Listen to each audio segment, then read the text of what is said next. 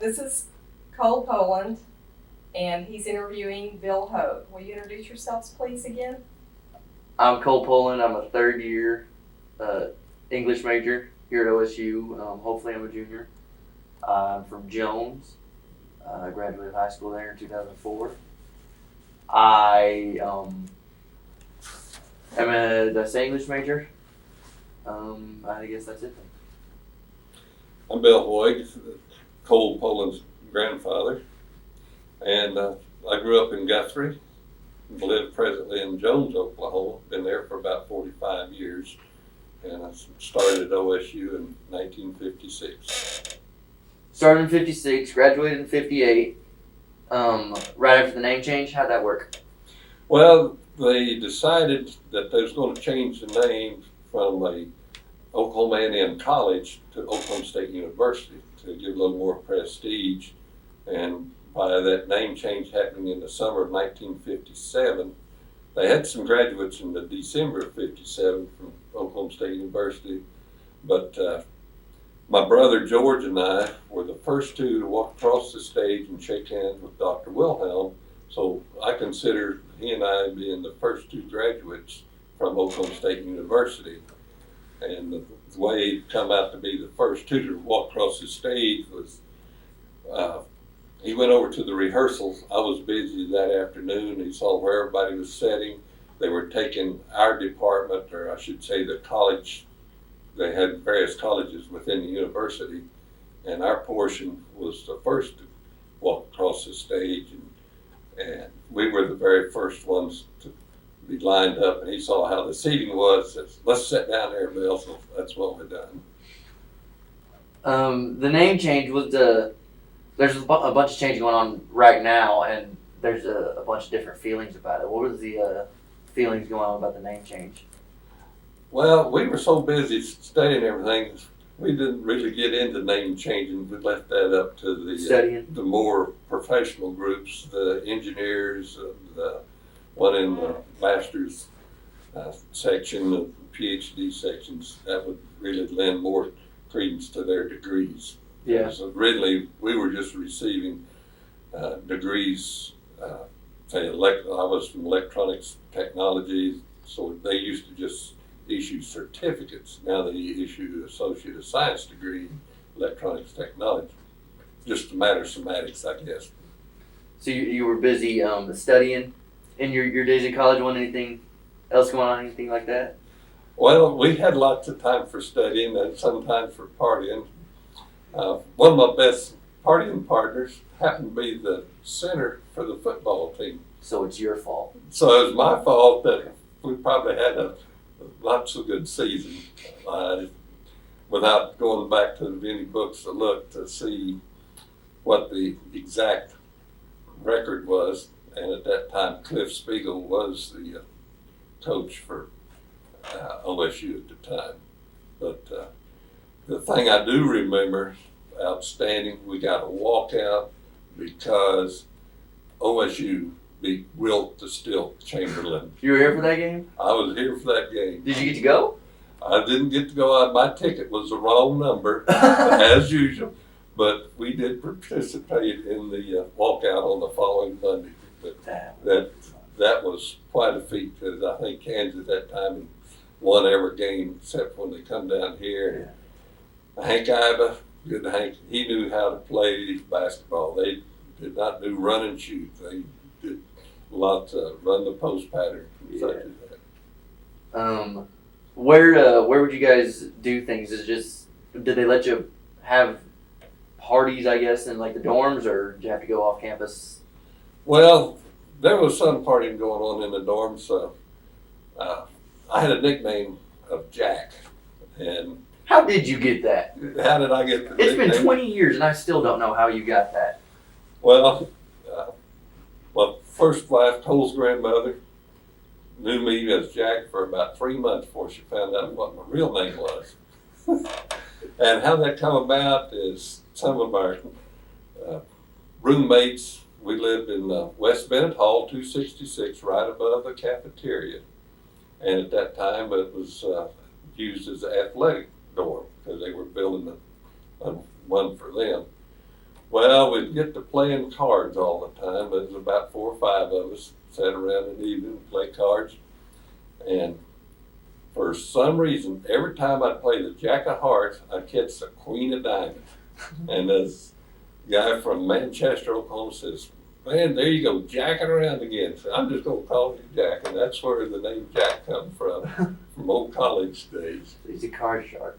Another thing that some of the parties, and I don't know if it's changed that much since then, hung out on the 4th floor of the student union. They had always somebody up there to dance with, and they had a little snack bar. So, and spent some time in the library, but not being on the heavy duty engineering side.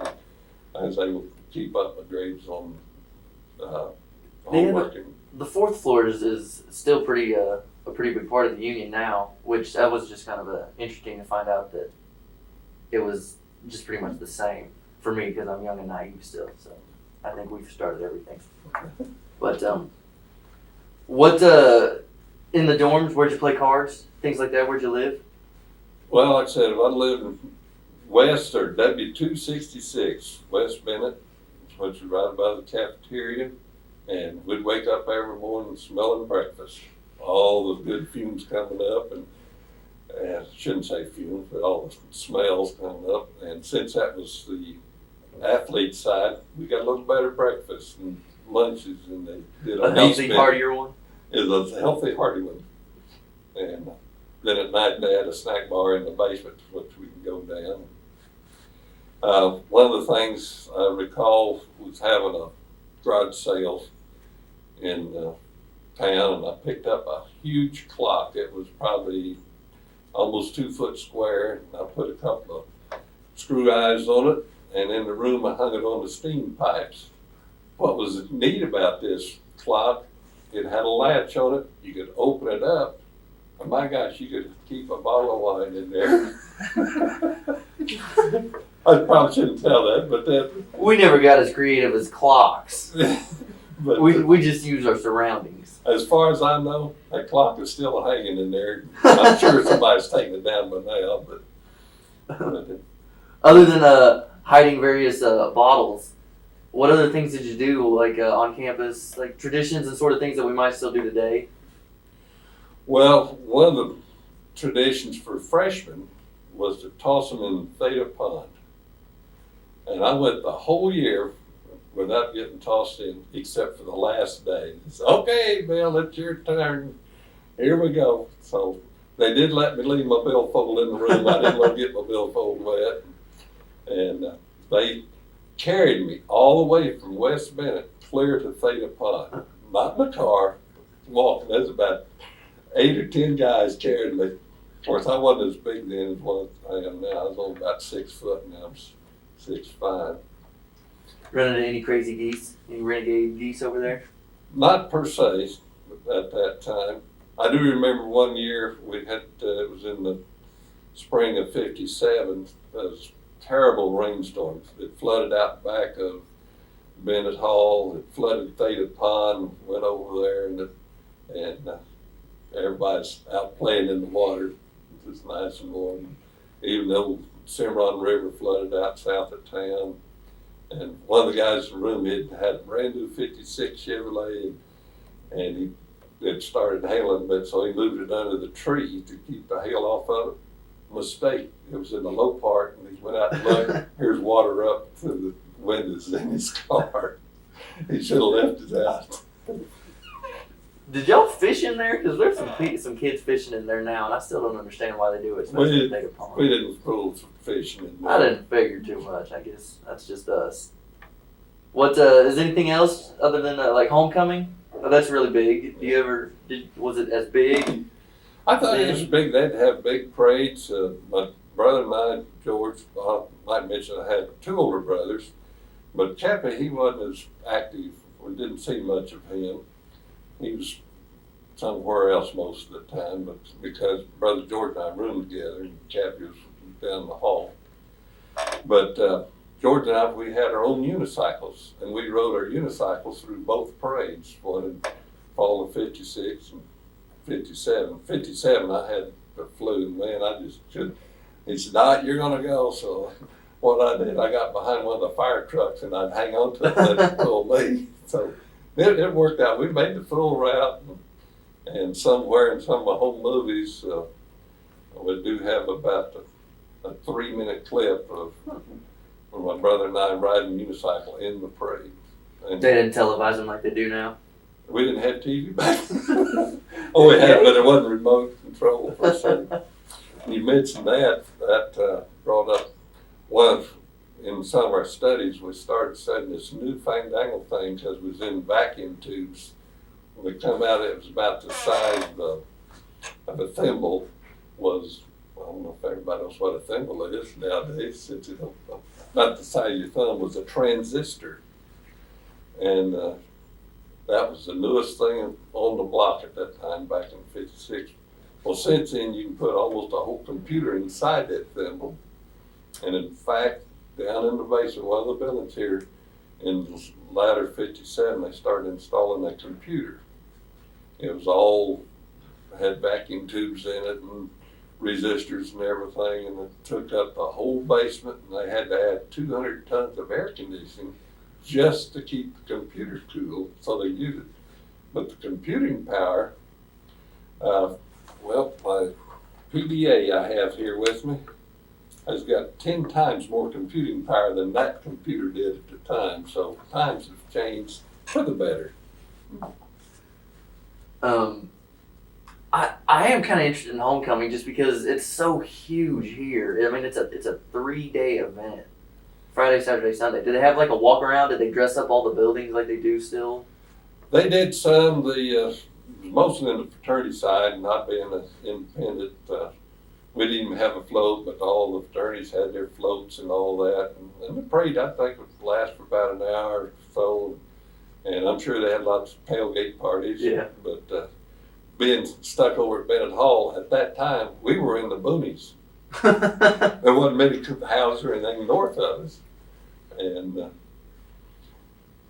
in fact, about the furthest thing north of us was a brand new Sonic that was just starting at that time. It's still there. They've got a big sign that there says wasn't much north of first, that. first Sonic. There wasn't much any building north of that. It was just and well, in later years, I'm sure things have changed a lot. Hope for the better. Now the library, I noticed on the south side hadn't changed much. The north side of the library has had a lot of change because the classrooms I was in was old Quonset huts on the north side of the building. They're long gone. They built nice, fancy buildings over there. What all do you remember about the library? You said the south side has changed. Yeah. Well, one of the things up on the top floor, they had an exhibit come through, traveling exhibit of all of Leonardo da Vinci's inventions. And they had models, replicas of his helicopter and the various things that he had invented. And that was one of the main things that it's trying to stress to us as technicians. If Leonardo had technicians to build what he thought of, things would have been a whole lot different today. But he just didn't have the skilled workers to put it in. So even though you got your engineers, and you got all your thinkers and your inventors, you still need the technicians to do the actual building, and the machinists, and the welders, and such as that. There's a spot for everybody. I know how Hoags do. You and Uncle George try to rig anything up from that museum or anything? Well, See something you like and maybe we built our own go-karts, our own little, I even built my own Cushman scooter. I mean, from the ground up. We'd take wheels off of a wheel bar and being growing up in a machine shop and foundry, which from Dad owned, and so I had opportunity to learn to weld on the job. And a fellow I used to work with said, on the job is no place for on the job training. That was his quote. But we could make our own pulleys. We'd get just hunks of metal and put it in a lathe and turn it down, make our own pulleys and fit it onto the wheel bar. And it took an old transmission out of an old car and rigged it up and mounted it on the back of it. And made up a special type clutch, put a little old Wisconsin 1-cylinder lawnmower engine on it, and we've got a lot of whole movies of that going around the yard. Started out with a 3-wheeler first, and we went into a 4-wheeler. And we made our own unicycles, by the way. We didn't buy them. We went down to the junkyard and got connecting rods out of an old car and cut one end off, the small end off, and melted all the davit out and put a shaft in the rear axles of a bicycle wheel, welded those in, then with them sticking out, we put the end caps of the connector rods over it, poured our own Babbitt bearings in there, and then welded the brake pedals on, or the pedals from bicycles, where we just cut them off and weld them back onto the shaft. Bill Hoag would use the front fork out of a bicycle. We tore up a couple of old bicycles and welded the connector rods to the ends where the wheels used to fit in. In fact, I still have mine at home. It's up in the attic, huh? It's not an attic, it's in the storage shed. I saw it the other Okay. day digging through for Christmas. And you were doing this in Stillwater, or? Well, I did this while I was still in high school. Oh, yeah. What was it like in Guthrie? It's in Guthrie? Lives in Guthrie, born and raised there. I have 2 older brothers, Captain George, and 4 younger sisters. Sadly, both my older brothers are gone now, but and we was raised on a 40-acre farm. I got to milk the cow, feed the chickens, water the pigs, and all that. And brother and George and Cap, all I had to do was milk and go back to the house. It was all right except in the wintertime. We had a lot more snow and ice back then, and have to carry a bucket of hot water down and thaw out the water faucets. Well, global warming. Yeah. Well, maybe so. But anyhow, those good old days are right now. Yeah. What brought you up here to Stillwater? Well, first off, my dad, being in the gas and natural gas compression business and being in the machine shop, he had come over and put up a fellowship for a young gentleman over here to study the effects of gas. He was trying to come up with some way to convert it to liquid without going into high pressure. And they tried everything that it didn't work out. They built up little models for it and everything. In fact, I think this one is still down there at the machine shop where they'd run gas through it and run high voltage through it and try to change the atoms in it. But it was one of them things that just didn't quite work out, but it tried. Blow something up? Nope, never did blow something up. You roomed with Uncle George. I roomed with Uncle George. And one of the things that I mentioned earlier about the swap meet, he said, I need some help, so I got out there. And he had bought an old-fashioned deep freeze. It wasn't very large. We brought it up and set it in the room, and we kept our Eskimo pies in there. Yeah, your new wife doesn't let you do too much of that anymore, does she? I got it in my garage. I keep my That's your Eskimo shop, pies in my garage. In your dorm outside? Yeah, I got my dorm outside. So now when somebody's talking to you and brings up OSU, what do you think of? Do you think of maybe, I don't want to throw me in there, but do you think of me first or maybe your time here? Well, it does bring back a lot of nostalgia, the fun times we had in the dorm there. Dorm life I recommend it to everybody. I know you didn't take that. Yeah, I got out of it. But, and I've always had a real soft spot in my heart for Hank Ivan. I loved his style of basketball. I'm pretty sure you're not the only one. And even the wrestling, because if I recall, OSU owns more or has won more national titles than any other college in the state of Oklahoma. In the state of Oklahoma, that's true. They've got more gold medals, more Olympic gold medals than something like 15 countries, something like that. Yeah. A bunch of. And even their golf team was great. And the thing up here, I didn't realize it. I probably would have done it later on if I'd stayed 4 years. But they even would teach flying. Oh yeah. I don't know if they still teach that up here, but they don't. Yeah, it's big up here, the aviation courses and whatnot. But in my since I had a 2-year course, Pop asked me one day when he found out, well, you gonna graduate in 2 years? I said, well, yeah. He said, well, what happened? I said, well,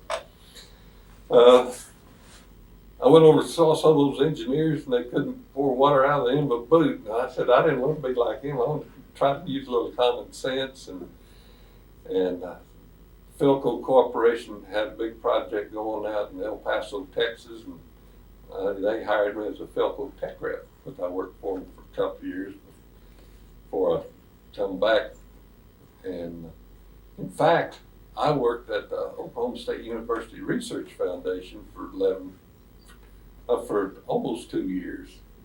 And I was in the mechanics side, machinist side there, and worked over here on 6th Street. The building's gone now. But, Where was it? it was 6th and Monroe. I think that's where it was. And that was after I was married and your mom was with us. What I was gonna say, Did you make the commute from the city?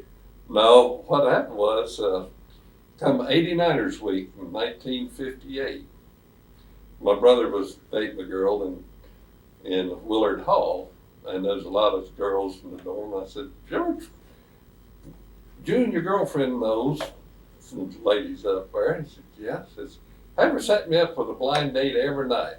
So I had 7 blind dates set up.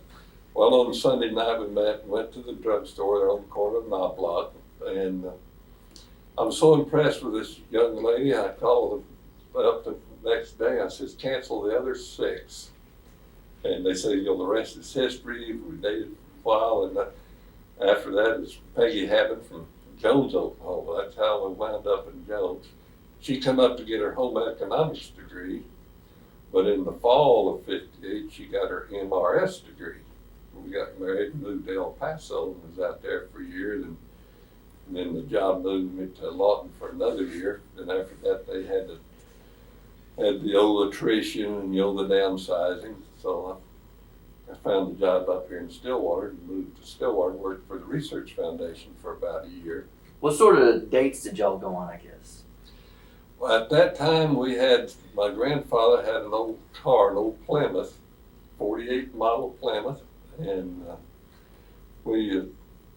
he gave it to my brothers and I. And Brother George got to drive. I don't care where we went, he got to drive. His girlfriend would tell Peg, says, Peg, you and Bill get in the front seat so George and I get in the back seat. Never happened. Never happened. But when we were, I did jump ahead. We moved while we were in Lawton was when your mother was born. And she was barely a year old when we moved up here. Wasn't even quite a year old, because some of the research projects we were on, we would take the devices that we built down to Eglin Air Force Base, and they'd do rocket shoots, which they'd shoot up in the air. One of them was, they come up with strange ideas. They'd send up a rocket full of gasoline, ignite it, and blow it up there, and then they'd send another rocket through the middle of it to measure X-ray radiation. Another one they'd send up to measure the moon and the sun. That'd be a certain angle in the sky. They would measure the X-ray radiation from the sun, bouncing off the moon, back to the rocket. And through this project, they worked with Dr. Van Allen, who discovered the Van Allen belts that circle the Earth. It's an electrostatic field around the Earth.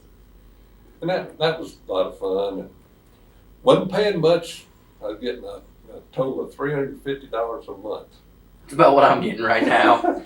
So you start out in good shape. Yeah. And I thought, well, we're going to have to do something else with your mother getting older. And so I found a job down at the FAA down at Will Rogers Field in Oklahoma City, the airport. And was down there for 5 years. But then they had another downside. It seemed like I always get taught this downside, and I spent about a year working for General Electric in the computer section. They were just starting to build up big mainframe computers, and downsized computers, everything getting smaller and smaller. And I thought, well, I sure hate to waste all the sick leave and time that I built up working out at FAA, and I found a job out at Tinker Air Force Base. And me and another guy was up for the job out there, and they hired me because I had a degree from college, even though it was like an associate of science. And the other fellow didn't have a degree, so it is very important you do have that behind your name, regardless what the degree says. And since your Uncle Mike and your mom didn't go to college, but since then they both went back, and especially your mom, she went through Bankers College. So it's important to get in there. I know it gets tough and boring a lot of time, but just keep hanging in there. Is that the best advice you can give anybody right now? At this day and age, where the technology's changing, you cannot have enough education. And you really need to get in there, get a good firm foundation. I felt I got a good foundation going through the OSU up here, because it got me through life. I was the first one to leave home. My dad, he was from the old school. I wasn't supposed to get married until after my oldest brother was supposed to get married first, and they to be married in line, and it just didn't work that way. And when I left, basically left home in 1958, hadn't been back since. So pretty well made my own way here. What's the best story you can give us? The best story. The best stories, I guess it'll take a lot of thinking back on that, other than meeting your grandma. That's what I was gonna mention. Meeting your grandma up here, because if I hadn't met her in danger and got married, you wouldn't be sitting here asking me questions. That's true. But sadly, here about 3-4 years ago, I lost her to cancer. But I was very fortunate. Knew one of her high school classmates was actually born the same day. But present wife's name's Gail, and she's 1 hour older than Peg. And she's a lot similar to your grandma. And, but I knew her at least 45 years. So I wasn't like coming up with a stranger, meeting some floozy in a bar and letting her roll me for all your inheritance. What exactly was the nightlife like back then? I mean, now everybody's at the Strip, going to the bars, going to Joe's. Was there much? They had, well, we had beer joints back then. Was there like one place that everybody went, or was there just various places? The most popular one was called the Mingalair Club. I don't know if anybody remembers that. It was out south of town. If you go by the old KSBI radio tower, it's out where the two streets come together, 177 and Main Street come together. There's, if you look at it, there's a church in that same building.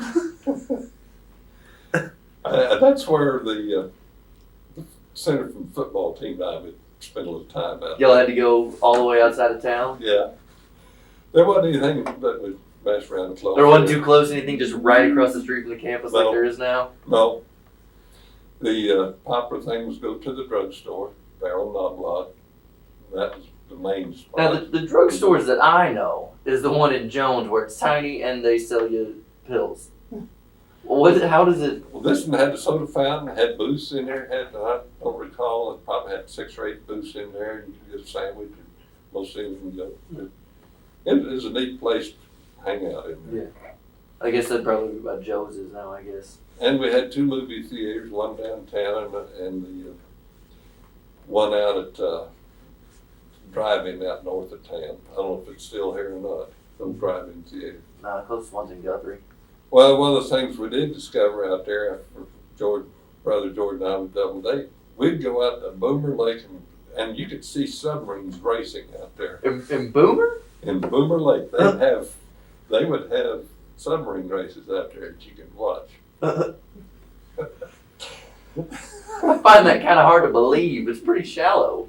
Well, That's what we tell the girls. Yeah, of course, yes. Hey, can't you see that submarine when she'd lean over? Oh my goodness. But that's something fun thing.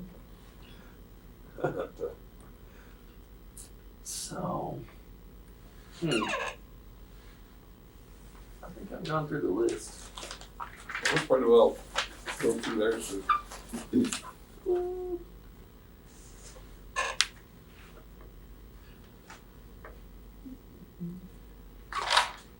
But, Anything else you gotta say? yeah, this has been a family university for me. Like I said, my two older brothers, Cappy and George. George and I both graduated. Cappy was fifth year, then before he finished up, he was drafted into the Army. Then 4 younger sisters, Ann, Janie, Mary, and May, your great aunt. All 4 of them went to school here. And she got an MRS degree after her first 2 years, married a fellow. And he was a mechanical engineer and did all the surveying for the dam at Eufaula Dam. He worked for the Corps of Engineers, and after that he wound up down in Panama. He was originally from Panama. He was dual citizenship Panamanian. And he spent the rest of his last 30 or 40 years being chief of maintenance for the Panama Canal Company down there.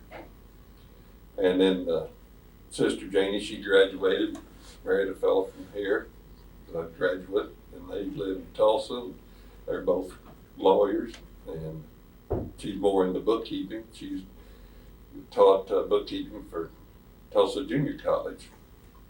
Sister Mary, she graduated and met a fellow from Kansas, and she just raised 2 boys. And Sister May, I think she graduated and married a fellow, and they live in Tucson. And I think she had a business degree. She worked for good 30, 35 years as a head bookkeeper for Truly Nolan Exterminating Company out there. They got offices in Arizona and Florida. So bookkeepers and tinkers. Yep, That's my line. bookkeepers and tinkers. The Hoag side of the family come from a long line of tinkers. In fact, my 3rd great grandfather was in partners with George Westinghouse. And the reason he got in there because his father had a fleet of sailing ships from England to the United States, and he probably brought a lot of people over to Ellis Island on some of his ships. I can't document that, but he was here before Ellis Island was set up. And they settled in Schenectady, Albany, New York area. So basically, I guess I'm a Yankee by heart. But on my grandmother's side, her sister married Stonewall Jackson. So we had both sides of the Civil War represented. And so we got long, deep roots. And Sister May, as one of her projects, researched some of our genealogy, and it can be traced back to King Canute of England, and goes way back. So we've come out of England Did you say we're related to the king? in one way. But So eventually, when the queen dies, we won't get it. oh, come on. But on the other hand, the Gale, one I'm married to now, they had Johnny Pat, they did trace their history back to King Henry VIII. And when we went over to England last year, she's going on and come find out King Henry VIII wasn't a very nice king. Said, well, I said, yeah, you're lucky to be here. He killed his wives. But back to OSU, I enjoyed it up here. Everybody needs to go at least 2 years of college. Get in there. Now with the, like I said, the technology. From when I started, when you had the transistors, the size of a thimble, now you got the computers the size of thimbles. You really need to have a technical background plus, and we're getting so many lawyers out here now that's going to have to come up with other, thanks to computers, the LL, the internets, and everything. There's just so much information available. It's your fault if you don't learn. You can't say it's your environment, because even from the little town of Jones where you graduated from high school, we've had one become a Rhodes Scholar. He's had fellowships at Georgetown University. We've had a pro football player, played for the Detroit Lions for 4 years before he got bummed up, James Hook. He was excellent. He'd done better in baseball, but he went football route.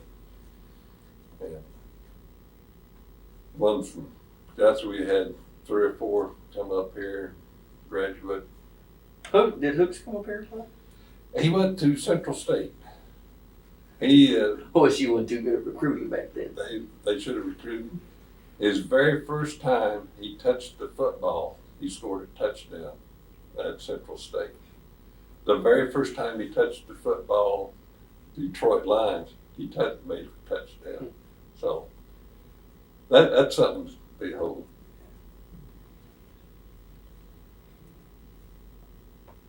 I'm sure there'll be other stories that'll come back to mind, because at that time Willard Hall and Tanner was some of the main dorms. Then they had West Bennett, Cordell, Stout Hall. But I hope they never tear Bennett Hall down. It's too much. I don't think it will. It's too close to the stadium. Cordell's kind of building coming around down. it. They're coming down. Hopefully they'll get a parking garage up. But I hope in 50 years when you come back that your grandson's asking you questions.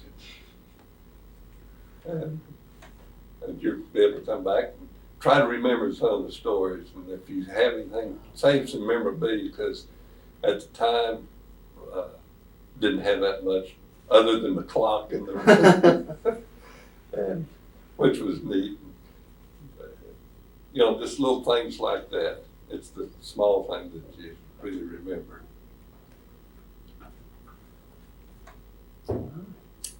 That's it. I appreciate the time. Thank you, both of you, for coming and participating in the O State Stories Oral History Project. We really appreciate you sharing your memories with us. And this young man, Paul, you did an excellent job asking questions. I think you might have a future in that direction, maybe, but it was wonderful to see you all. Made it a little more personal. Yeah, it did.